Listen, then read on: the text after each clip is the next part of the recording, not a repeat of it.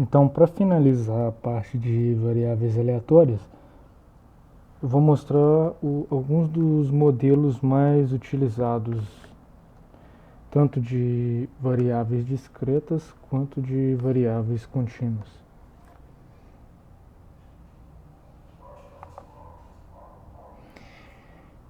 E também vou falar algumas propriedades gerais da média, do valor esperado e da variância. Então a gente já viu como é que é a definição de média para variáveis aleatórias, no caso discreto e no caso contínuo. Já mencionamos a relação que tem com a média no caso de uma série numérica, né, que a gente viu na primeira parte de estatística descritiva. E, bem, a média vai ser uma medida, né, que vai dar uma aproximação para a gente dos valores mais prováveis que a variável pode assumir.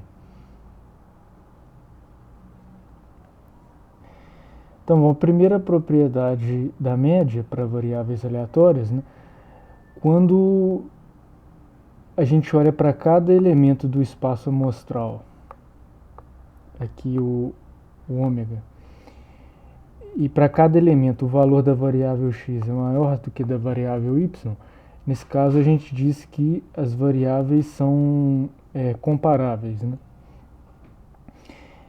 Então pode ter casos, né, que a gente não tem nem x maior ou igual a y, nem y maior ou igual a x, né? Por exemplo, para alguns elementos aqui do espaço amostral a variável x é maior e para outros a variável y é maior. Nesse caso a gente não teria nenhuma das duas desigualdades aqui e a gente diria que elas não são comparáveis. Mas para que isso é útil, né? No caso da gente ter duas variáveis aleatórias comparáveis, né, suponha aí que a variável x seja maior ou igual que a variável y, então vai se refletir na média, né? A média de x vai ser maior ou igual que a média de y. Outra propriedade muito importante também é a linearidade. Então, se a gente tem duas variáveis aleatórias e números reais aqui a e b, a média dessa variável aleatória, a x mais b, vai ser a vezes a média de x mais a constante b. E se a gente estiver considerando uma variável que é dada pela soma das variáveis x e y, o valor esperado dela vai ser a soma dos valores esperados de cada uma. Bem, então uma pequena aplicação. Imagina que num jogo de azar, um dado equilibrado é lançado 5 vezes. Em cada lançamento, o jogador perde em pontos a quantidade equivalente à face sorteada. Quantos pontos o jogador espera perder? Então, nesse caso, né, a gente pode considerar uma variável, né, para cada lançamento do dado. Então, para cada lançamento, a gente vai definir essa variável xk, né, que pode assumir os valores então de 1, 2, 3, 4, 5 ou 6. Cada um com probabilidade 1/6. Isso para cada lançamento isoladamente. Então a gente pode fazer aqui o valor esperado da quantidade de pontos que o jogador vai perder em um lançamento, né? Então é a média dessa variável x, né? Que daria 21 dividido por 6. Isso seria o que ele esperaria perder em um lançamento. Agora lá no jogo ele vai lançar 5 vezes, né, o dado. Então o total, a gente pode escrever que o total de pontos que ele vai perder, né, vai ser a soma dos pontos que ele perde em cada um dos cinco lançamentos. E em cada lançamento, né, essa variável aleatória tem a mesma função de probabilidade dessa variável x. Então, pela linearidade, a média aqui de y, ou seja, a média que ele vai perder nas 5 rodadas, vai ser igual à soma das médias do que ele perde em cada rodada. Ou seja, a média do que ele vai perder nas 5 rodadas vai ser 5 vezes esse valor aqui.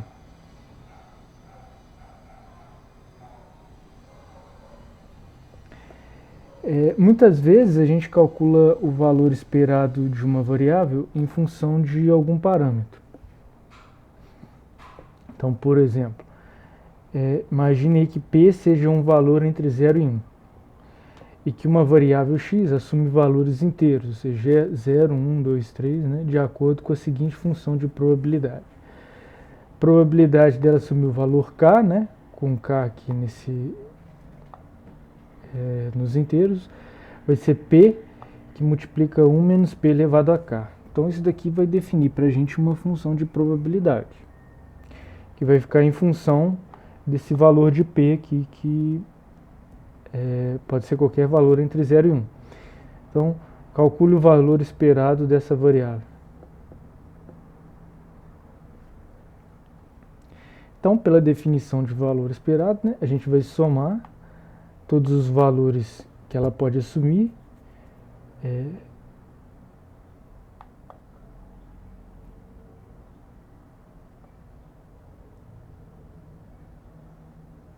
Aqui eu estou somando todas as probabilidades, né, para mostrar que a soma delas dá 1. Agora, para calcular o valor esperado, né, a gente vai somar todos os valores que ela pode assumir. Então a gente vai somar k de 0 a infinito, e vamos somar aqui o produto de cada valor k vezes a probabilidade dele, que é P, 1 menos P elevado a k. Então essa soma aqui converge, né, e dá 1 menos P sobre P. Então dessa maneira também aqui a média vai ficar em função desse parâmetro P.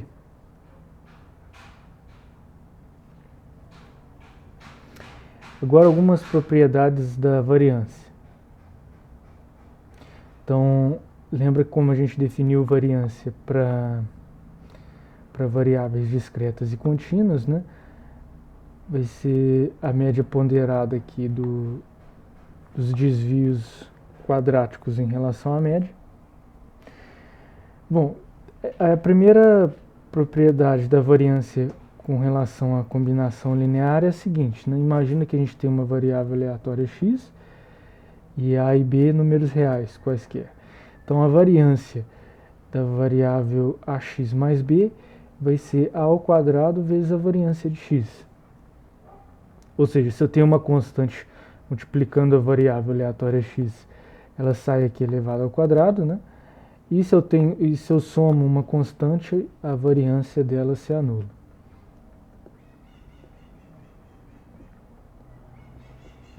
E também a gente tem uma expressão equivalente, né, para calcular a variância, que também é muito útil. Então, se a gente tem uma variável aleatória x, a gente pode calcular a variância dela fazendo o valor esperado da variável x ao quadrado menos a média da variável x elevado ao quadrado. Então vamos ver como que a gente calcula usando essa relação. Então, uma variável discreta x possui a seguinte função de probabilidade. Então ela assume valores aqui entre 21 e 30, né, com as respectivas probabilidades aqui. Calcule a variância de x. Então o gráfico de probabilidade dessa variável aleatória fica desse jeito. Bom, e vamos calcular a variância. Então, se a gente calcular aqui a média da variável x, dá esse valor aqui de 24,58. Ou seja, é a soma aqui de 21 vezes 0,2 mais 22 vezes 0,04, assim por diante. A gente poderia então calcular a variância utilizando a definição.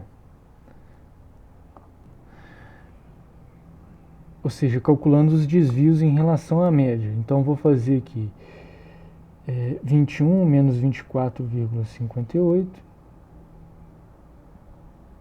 22 menos 24,58, eu acho os desvios aqui.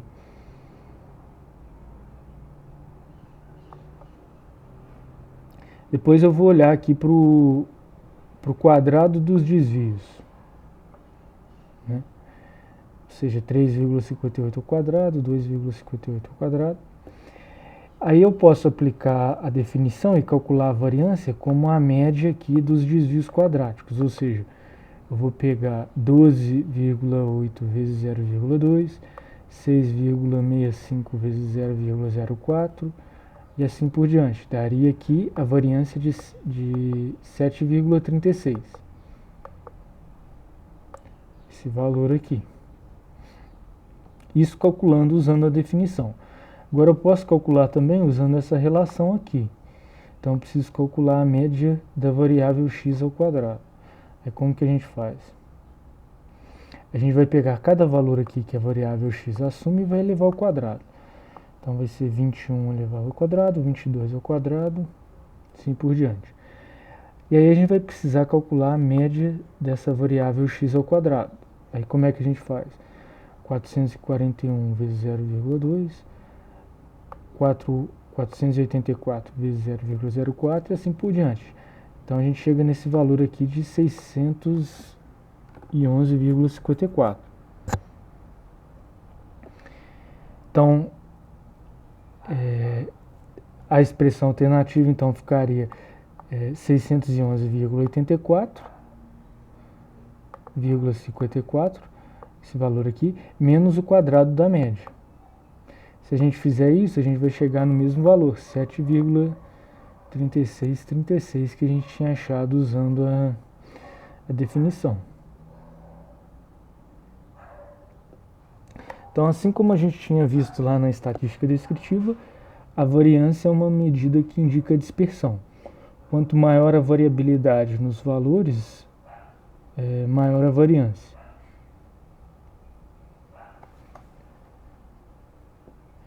Então vamos ver um exemplo aqui para fins de comparação. Vamos definir uma outra variável y, definida aqui no mesmo intervalo que a variável x, né, mas com probabilidades diferentes. Então se a gente olhar para o gráfico, a gente teria aqui as probabilidades da variável x em azul e as probabilidades da variável y em vermelho.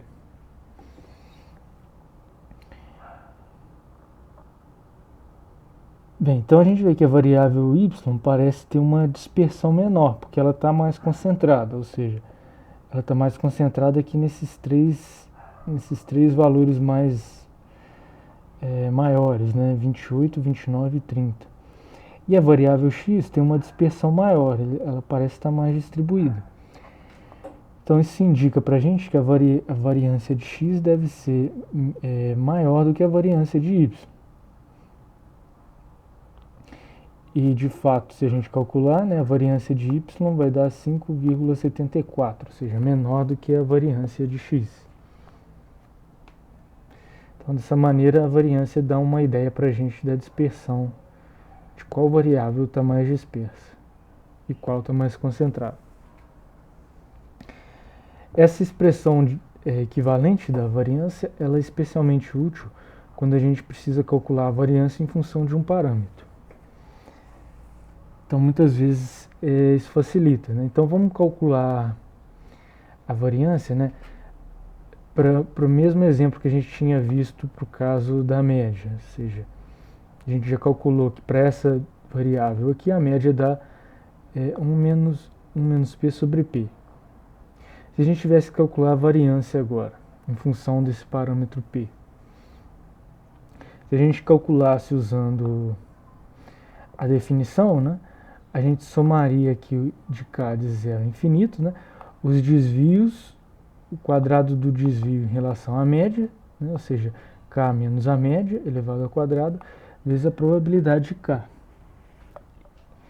que é P 1 menos P elevado a k. Isso usando a definição. Se a gente usasse aquela fórmula equivalente, a gente faria primeiro a média da variável x ao quadrado, ou seja, a gente somaria aqui k ao quadrado vezes a probabilidade de k, e depois a gente subtrairia a média, o quadrado da média. Então, para esse caso aqui, essa segunda soma aqui é bem mais simples de fazer dá menos trabalho de fazer do que essa primeira. Daria Q sobre P ao quadrado, a variância. Também vale lembrar, a gente não vai ver aqui, mas tem casos em que uma variável discreta, que assume infinitos valores, ou uma variável contínua, ela pode ter a média ou a variância infinitos. Ou seja, a soma, né, ou a integral, se for contínua, ela pode divergir.